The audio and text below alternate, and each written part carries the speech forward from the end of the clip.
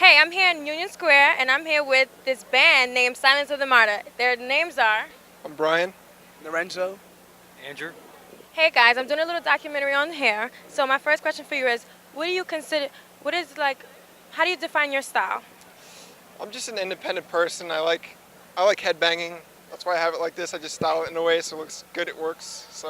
But it's just all about I guess stage presence and the music that I play. Like when I go on stage, I just like going nuts. So Do you think that your hair represents your overall style as far as like how you perform? um, just headbanging part. This is girls like it like this. It works for me. So yeah. Oh, the ladies love it, so you continue to do it. Yeah. So what kind of products do you use? Coconut oil, conditioner, stuff like that. Which when I wash it's still long, so I just flat iron it just a bit and it's good. Okay. So what's the craziest hairstyle you've ever done, or would like to do? Um, I'm all about simplicity, really. Like I don't know what you guys. I want to get dreads when I grow up. Maybe. So why haven't you gotten?